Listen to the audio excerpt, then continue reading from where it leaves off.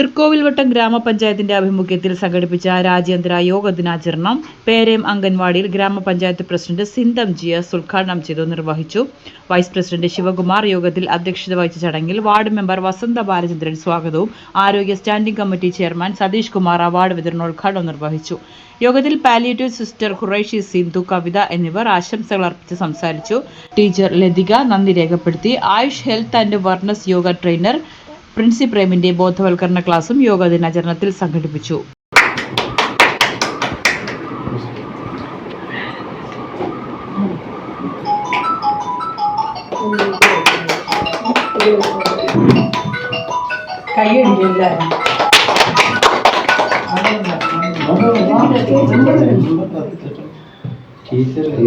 യോഗ ചെയ്തതിന്റെ ആ ഒരു ഗുണമെന്ന് ആരും കാണുന്നില്ല.